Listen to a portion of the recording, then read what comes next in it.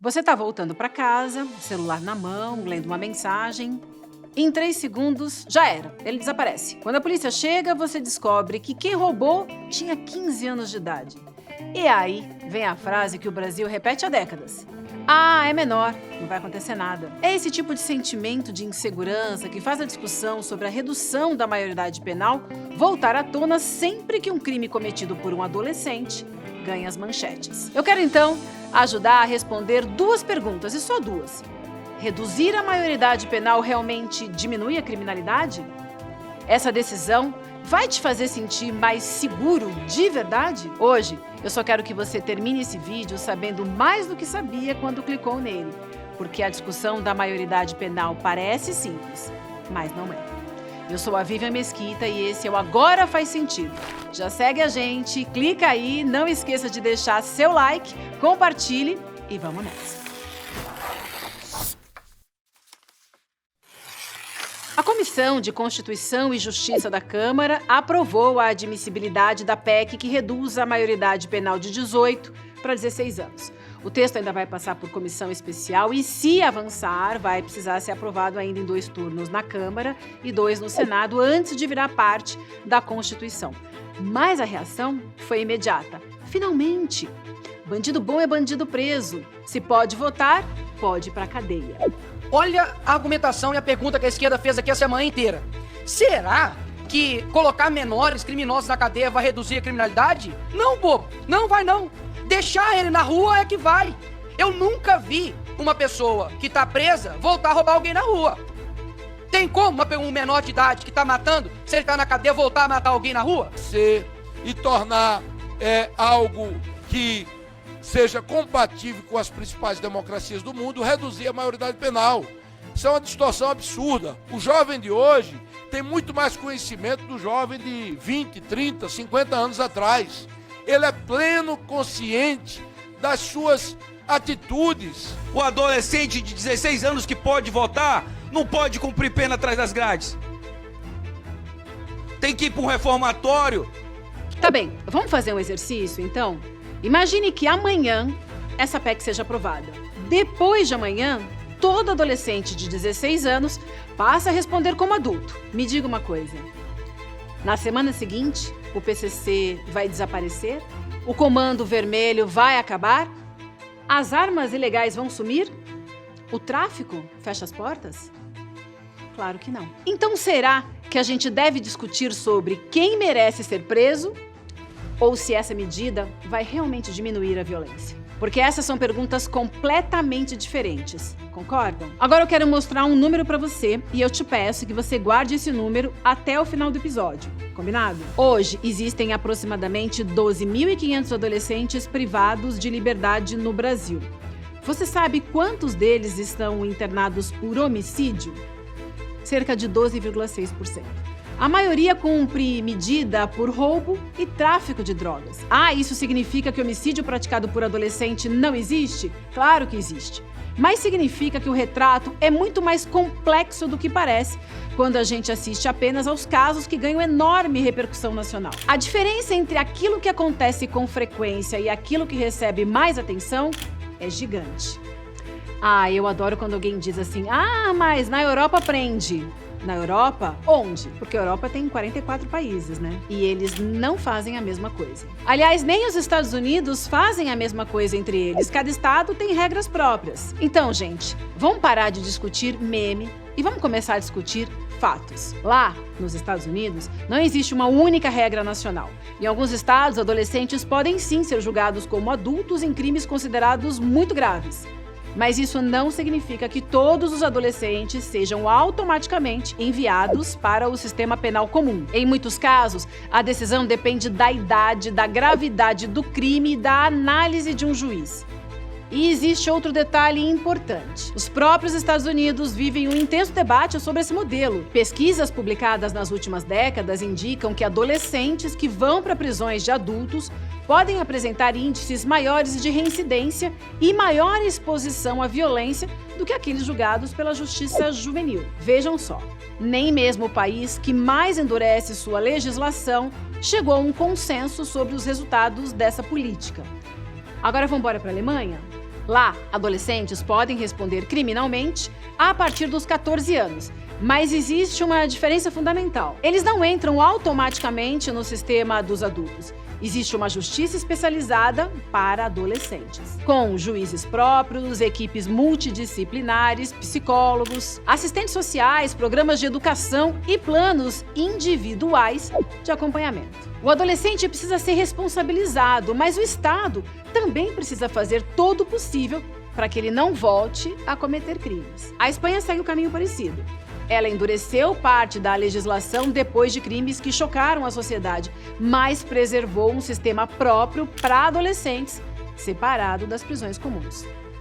O objetivo continua sendo responsabilizar, mas sem abandonar a possibilidade de reinserção. Sounds like a very fancy thing, but it's really just having a normal interpersonal relations between the officers or all staff really and the inmates. Talvez o caso mais interessante seja o da Noruega, um país frequentemente citado por apresentar uma das menores taxas de reincidência criminal do mundo. Lá o foco não está apenas na punição, está na combinação entre responsabilização, educação, saúde mental, qualificação profissional e reintegração social. Não, isso não significa que a Noruega seja um modelo que possa simplesmente ser copiado pelo Brasil. Claro que os contextos sociais, econômicos e culturais são completamente diferentes, mas ela mostra uma coisa importante. Os países que apresentam melhores resultados em segurança pública normalmente não apostam em uma única solução. Eles fazem uma combinação de prevenção, investigação, eficiência policial, punição e recuperação. Enquanto isso, aqui no Brasil, a discussão é reduzir de 18 para 16 anos. Percebe como os modelos são completamente diferentes? Porque reduzir a idade sem discutir investigação, escola, assistência social, facções, prisões, é como trocar o pneu de um carro com o motor quebrado. Hoje, pela Constituição brasileira, menores de 18 anos não respondem pelo Código Penal como adulto. Mas atenção!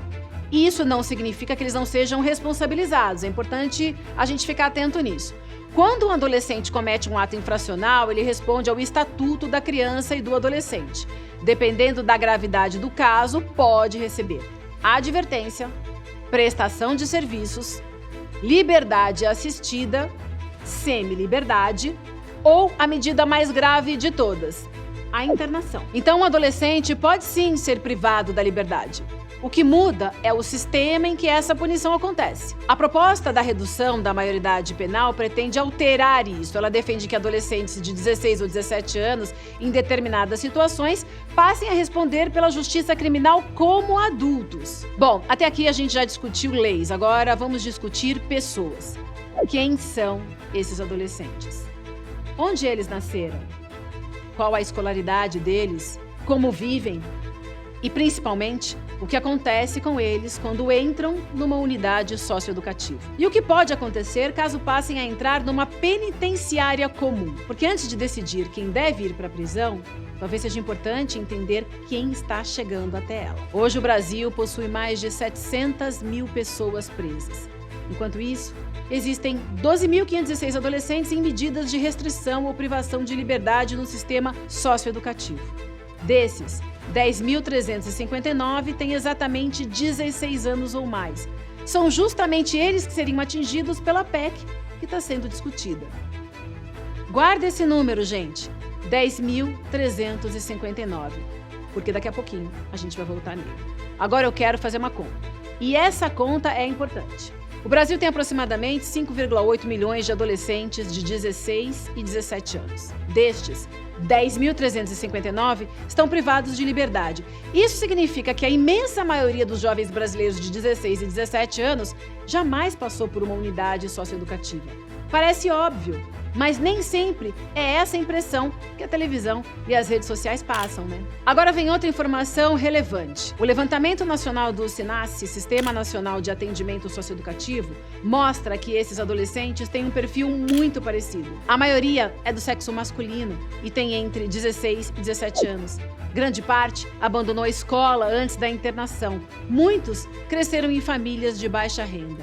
Em diversos casos, são jovens criados em territórios onde o Estado quase sempre chega depois da violência e não antes dela. Quando se fala em redução da maioridade penal, é comum imaginar que estamos falando principalmente de adolescentes que cometeram homicídios, mas não é isso que mostram os números. Segundo o levantamento do SENACE, o ato infracional mais frequente entre adolescentes privados de liberdade é o roubo e logo depois disso, o tráfico de drogas. Isso não serve para justificar crime, gente. Crime continua sendo crime. Mas isso serve para responder outra pergunta. Quem é que está chegando ao sistema, afinal de contas? Se a maior parte desses jovens for enviada para o sistema prisional adulto, isso vai reduzir a violência ou apenas mudar o lugar onde eles cumprem a punição? O sistema prisional brasileiro está preparado para receber adolescentes? Ou estaremos colocando jovens em um sistema que já não consegue recuperar nem os adultos? Agora eu quero fazer mais algumas perguntas que quase nenhum político quer responder. Imagine que amanhã todos esses 10.359 adolescentes passem automaticamente para os presídios comuns. O Estado brasileiro tem vaga para eles? Tem psicólogo? Tem escola? Tem trabalho? Tem separação efetiva entre integrantes de facções e adolescentes que chegam pela primeira vez ao sistema? Ou eles seriam incorporados a um sistema que já enfrenta superlotação e forte influência do crime organizado em diversas unidades? Essas perguntas não são de esquerda, não são de direita. São perguntas de política pública. Porque uma lei não pode ser analisada apenas pelo que está escrito no papel. Ela precisa ser analisada pelo lugar onde será aplicada. E a realidade das prisões brasileiras está longe de ser simples. Segundo dados oficiais, o Brasil possui uma das maiores populações carcerárias do planeta. São mais de 850 mil pessoas privadas de liberdade, considerando presos em regime fechado, provisórios e outras modalidades. Isso coloca o nosso país entre os que mais encarceram no mundo. Só que existe um paradoxo. Apesar de prender muito, o Brasil continua convivendo com índices super elevados de violência. Uma sociedade democrática precisa prender quem representa risco para a população. Quem mata, quem estupra, quem pratica crimes violentos. A prisão é uma ferramenta necessária. Mas o nosso sistema prisional consegue cumprir aquilo que promete? Porque, em teoria, uma prisão deveria cumprir pelo menos 3 funções: punir, proteger a sociedade e reduzir a chance de que aquela pessoa volte a cometer crimes. É nesse terceiro ponto que surgem as maiores críticas. Hoje, o sistema penitenciário brasileiro enfrenta problemas históricos: superlotação, déficit de agentes penitenciários, pouca oferta de educação, pouca oferta de trabalho, estruturas precárias e, em muitas unidades, a presença cada vez maior de organizações criminosas. Nas últimas décadas, o PCC e o Comando Vermelho deixaram de atuar apenas nas ruas e passaram a exercer influência também dentro de parte do sistema prisional brasileiro. Em alguns estados, especialistas afirmam que essas organizações conseguem recrutar novos integrantes justamente dentro das prisões. Sabe que são 5 facções que estão aqui, não? Todas são parecidas, todas são iguais. Cada uma comanda a sua galeria. Se esse sistema já enfrenta enormes dificuldades para recuperar adultos, ele está preparado para receber adolescentes? Essa pergunta não significa que adolescentes autores de crimes graves não devem ser responsabilizados, tá? Significa apenas que o lugar onde essa responsabilização acontece também importa. Porque mudar a idade penal é uma decisão jurídica, mas decidir para onde esses jovens serão enviados é uma decisão de política pública. E política pública precisa ser avaliada pelos seus resultados. Se um sistema aumenta a reincidência, se um sistema fortalece organizações criminosas, se devolve à sociedade pessoas ainda mais violentas, é legítimo perguntar se ele está cumprindo o seu objetivo. E é exatamente esse o principal argumento apresentado por muitos especialistas que são contra a redução da maioridade penal. O Fórum Brasileiro de Segurança Pública, pesquisadores do IPEA, o UNICEF e diversos especialistas em criminologia costumam apresentar 4 grandes argumentos contra a redução da maioridade penal. O primeiro deles é a falta de evidências. Até hoje, não existe um consenso científico mostrando que reduzir a maioridade penal por si seja capaz de diminuir a violência. O segundo argumento diz respeito ao sistema prisional brasileiro. Se adolescentes forem enviados para prisões comuns, eles passarão a conviver com adultos já envolvidos em organizações criminosas, por exemplo. A preocupação dos especialistas é que, em vez de interromper uma trajetória de violência, o sistema acabe fortalecendo esses vínculos. O terceiro argumento vem da neurociência. Hoje, já existe um grande volume de pesquisas mostrando que o cérebro continua em desenvolvimento durante a adolescência, especialmente as áreas responsáveis pelo controle dos impulsos, pelo planejamento e pela avaliação das consequências das próprias decisões. De novo, isso não significa que adolescentes não saibam diferenciar o certo do errado. Sabem e devem responder pelos seus atos. Mas isso significa que eles ainda apresentam uma capacidade maior de mudança do que um adulto completamente formado. É por isso que praticamente todos os países democráticos possuem algum tipo de justiça especializada para adolescentes, mesmo aqueles que permitem responsabilização criminal antes dos 18 anos de idade. O quarto argumento é talvez o mais importante de todos. Os especialistas afirmam que a violência começa muito antes do primeiro crime. Ela começa quando crianças abandonam a escola, quando o Estado desaparece de determinados territórios, quando organizações criminosas passam a oferecer pertencimento, renda e proteção onde o poder público não consegue chegar. Como é que tu te tornou um líder de facção? Pelas atitudes, assim, no caso, e pela convivência com a rapaziada, né? Porque pra te ser alguma coisa, não é porque tu faz ou deixa de fazer isso lá na rua, é pela massa mesmo, né? Nesse cenário, reduzir a maioridade penal pode mudar a forma como o Estado reage ao crime, mas não muda necessariamente as condições que fizeram aquele adolescente entrar para o crime.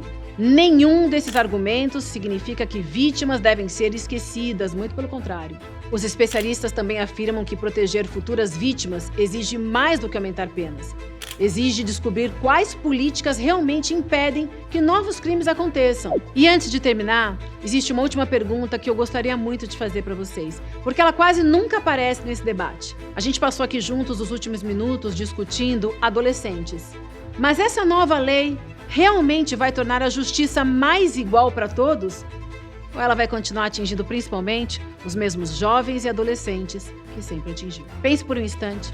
Quando mostramos o perfil dos adolescentes privados de liberdade no Brasil, a gente consegue ver que a maioria é negra e é pobre, moradora da periferia.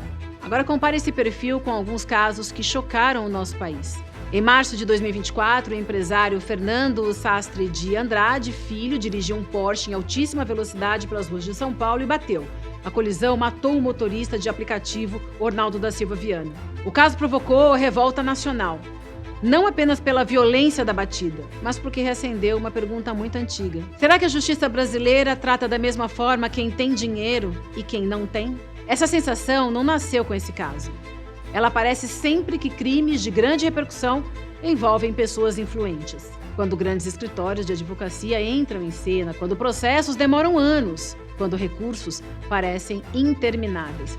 E quando parte da população passa a acreditar que existem dois sistemas de justiça. Um para quem pode pagar, outro para quem não pode. Antes de defender qualquer mudança na lei, talvez valha a pena fazer ainda mais uma pergunta. A redução da maioridade penal vai corrigir essa desigualdade? Ou ela continuará recaindo principalmente sobre os jovens negros e pobres que já representam a maioria no sistema socioeducativo? Se a resposta for a segunda hipótese, talvez o problema nunca tenha sido apenas a idade. Talvez também seja a forma como o Estado escolhe quem ele pune com mais rapidez e quem consegue escapar das consequências dos próprios atos. E uma democracia só pode chamar a si mesma de justa quando a lei vale exatamente da mesma forma para todos. A redução da maioridade penal é uma pauta que mobiliza emoções, e isso é compreensível. Ninguém aqui assiste à notícia de um assassinato cometido por um adolescente sem sentir indignação, sem sentir revolta, sem desejar justiça. Só que governar um país exige muito mais do que indignação. Exige coragem para perguntar se uma proposta funciona antes de transformá-la em lei. Ao longo desse episódio, a gente viu que adolescentes que cometem crimes já são responsabilizados. A gente viu juntos aqui também que países que conseguiram reduzir a violência não fizeram isso apenas endurecendo penas. Vimos que o sistema prisional brasileiro enfrenta uma crise profunda e vimos que boa parte dos especialistas em segurança pública não é contra punir adolescentes, é contra colocá-los em um sistema que pode aumentar a violência em vez de reduzi-la. Então, por que é que essa proposta volta com tanta força ao debate? A resposta pode estar menos na criminologia e mais na política. Todos os levantamentos de opinião mostram que a segurança pública está entre as maiores preocupações dos brasileiros e, em ano eleitoral, poucos temas mobilizam tanto quanto o medo da violência. Nesse cenário, defender o endurecimento das penas produz um efeito político poderoso. A mensagem é simples, é fácil de comunicar, cabe em um slogan e gera a sensação de que alguém finalmente está fazendo alguma coisa, né? Mas segurança pública não pode ser construída em cima de slogans, nem de respostas fáceis para problemas difíceis. Ela precisa ser construída em cima de evidências. Porque uma lei pode até render aplausos, manchetes, votos. Mas se ela não ajudar a reduzir a violência, se ela não impedir novas vítimas, se ela não tornar o país mais seguro, ela terá fracassado no seu principal objetivo. Parece então que a pergunta nunca foi se adolescentes devem ser responsabilizados. Eles devem. A verdadeira pergunta sempre foi outra. Transformá-los em presos adultos vai salvar mais vidas? Até agora, as evidências mostram que essa resposta está muito longe de ser tão simples quanto muitos discursos fazem parecer. E agora, faz sentido? Eu sou a Vivian Mesquita. Curta, comente e sugira algum tema. Na semana que vem, a gente vai discutir juntos aqui mais uma narrativa que, de tanto ser repetida, até parece verdadeira, mas pode não ser. Até a semana que vem.